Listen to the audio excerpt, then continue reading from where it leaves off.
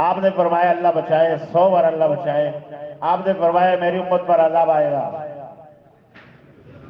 انسانی شکلیں بگاڑ دی جائیں گی۔ استغفر اللہ ربی من کل ذنب واتوب الیہ۔ پتھروں کی بارش ہوگی، زندہ انسان زمین کے اندر دھسا لیے جائیں گے۔ صحابی نے عرض کی اللہ کے نبی یہ کب ہوگا؟ 3-4 چیزیں اللہ کے نبی نے بتلائی، جب یہ ہوگی تب یہ ہوگا۔ کیا ہے؟ اذا ظہر القیناء والمعازف، ترمذی کی روایت کے اندر اللہ کے نبی فرما رہے ہیں جب گانا گانے والی عام ہو جائے گی اور میوزک چلنے کے آلات عام ہو جائیں گے، پھر میری امت پر یہ عذاب آئے گا۔ نئے سال کی آمد میں، سال کی آخری رات میں یہ سب کچھ ہوتا ہے، اور پھر جی بھر کے اللہ کو ناراض کیا جاتا ہے۔ ایک یہ بتلایا گانا گانے والی اور گانا سننے کے آلات اسباب جب ہر جیب میں ہوں گے، عام ہو جائیں گے۔ پہلے تو لوگ سینما ہال جاتے تھے، اللہ معاف فرمائے، اب تو سینما ہال کو تالے لگ گئے ہیں، مسمار کر دیا، گرا دیا ہے، اب سینما ہال ہمارا ہاتھ بن گیا۔ یہی سب کچھ چلتا ہے۔ قرآن کریم کے اندر کافروں نے کہا ہم مرنے کے بعد دوبارہ زندہ ہوں گے، ہمیں کون زندہ کرے گا؟ کمال ہے اللہ جل جلالہ کی ذات اور اللہ کے پاک کلام پر۔ یہ جو ہمارے پورے موبائل پہ چلتے ہیں نا، ان پوروں کو بھی اللہ جل جلالہ نے قرآن کریم کے اندر بیان فرمایا ہے۔ شاید کسی زمانوں میں انگلیوں سے، ہاتھوں سے تو کام لیا جا سکتا تھا، مگر آج یہ ٹچ موبائل نے، لیپ ٹاپ نے، یہ ہمارے پورے استعمال زیادہ ہوتے ہیں، انگلیوں کے آخری کنارے استعمال ہوتے ہیں۔ لا اقسم بیوم القیامہ ولا اقسم بالنفس اللوامہ، فرمایا تم کہتے ہو مردے کو ہم کیسے زندہ کریں گے؟ بلا بلا، ہم زندہ کریں گے علی ان نصوی بنانا، پورا جیسا تمہارا دنیا میں تھا آخرت میں بھی اسی پورے کے ساتھ تمہیں دوبارہ زندہ کریں گے۔ یہ پورا، انگلی کا پورا بھی گواہی دے گا اس نے میرے ساتھ ہی کیا۔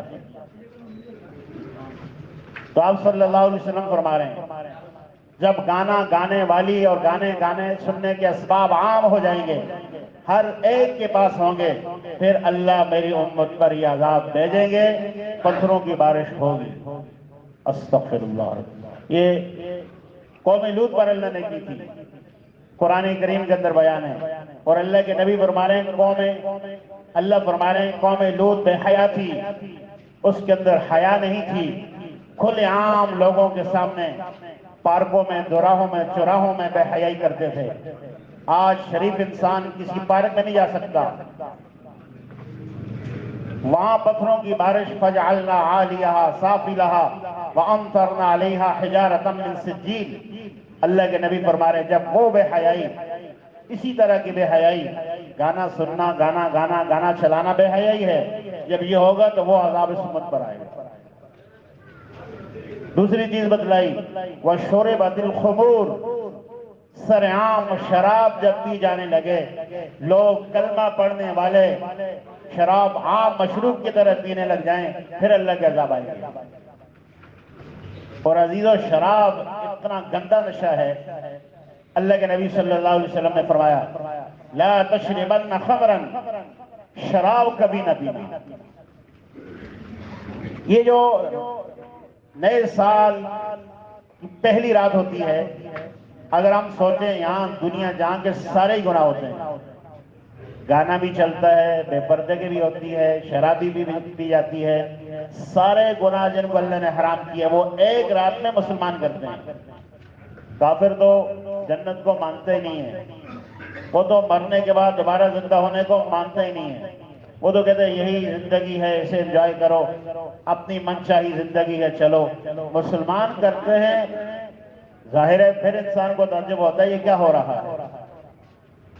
اللہ کے نبی صلی اللہ علیہ وسلم فرما رہے ہیں شراب نہ پینا، اس لیے کہ فَإِنَّهُ رَأْسُ كُلُّ فَاحِشَةٍ، شراب سے ہر برائی جڑ پکڑتی ہے۔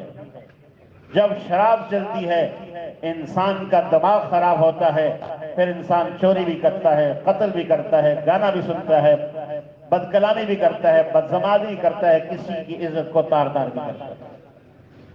اس لیے اللہ کے نبی نے فرمایا امت والو اس کے قریب نہ جانا جو جس کے ہاتھ میں شراب آ گئی اس کا برائی سے بچنا بہت مشکل ہو گیا، ناممکن ہو گیا، اس لیے کہ شراب نشہ ہے، اور جب انسان کو نشہ چڑھتا ہے پھر انسان اپنی عقل کو قابو میں نہیں لا سکتا۔ تو عزیزو یہ ہمارے معاشرے میں ہو رہا ہے۔ پہلا کام تو یہ ہے کہ ہم یا اللہ ایسی چیزوں سے آپ کی حفاظت چاہتے ہیں، اللہ سے دعائیں ہوں۔ اور دوسرا عزیزو یہ بچیاں، یہ بچے جو ان چیزوں تک پہنچ گئے ہیں، یہ ہم مسلمانوں کی نسل ہے۔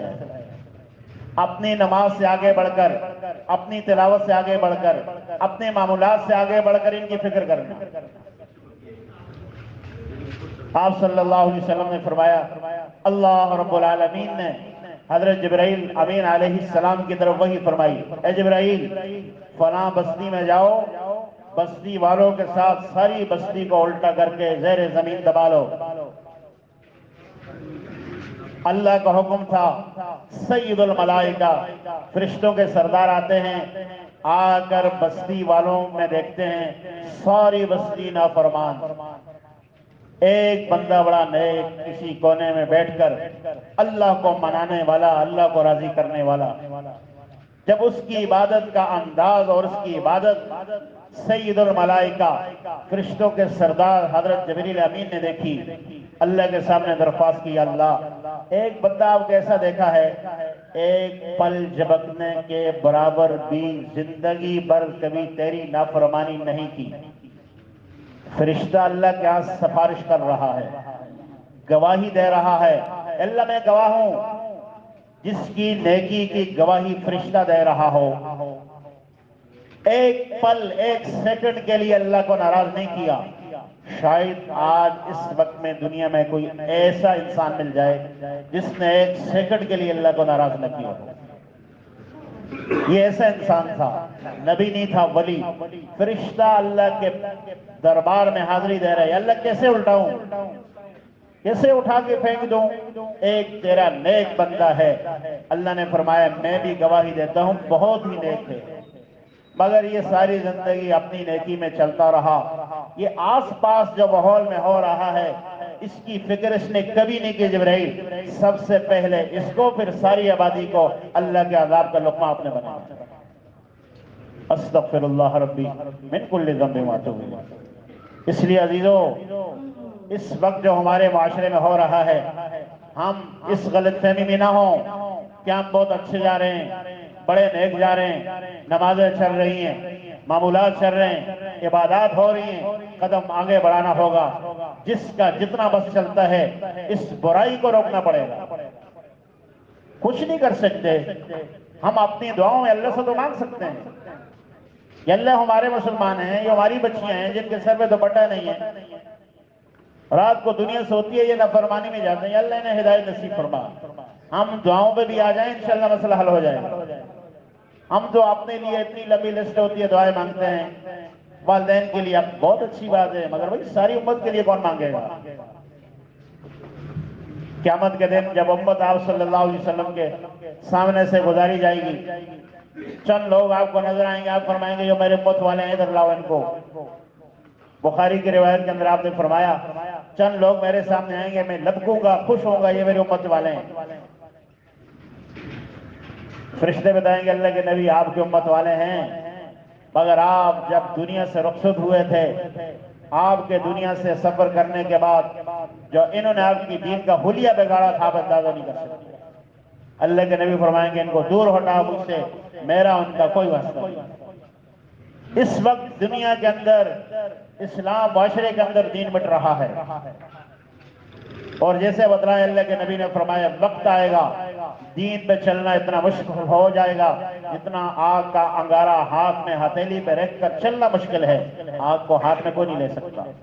اس وقت دین پہ چلنا اتنا بڑا چیلنج بن چکا ہے، اس لیے عزیزو ہم نے اپنی ذات سے شروع کرنا ہے، اپنی نسلوں کی، اولادوں کی، معاشرے کی، پوری امت مسلمہ کی فکر کرتے ہوئے ہم نے اللہ سے دعائیں مانگنی ہیں، اور جو سال ہمارا گزرا اس پر اللہ سے توبہ استغفار ہو، نئے عزم کے ساتھ، نئے ارادے کے ساتھ، نئے توفیق کے ساتھ اللہ اس سال کو خیر والا بنا دے، عمال والا بنا دے، اور اس رات میں جو برائی ہوتی ہے نہ ہم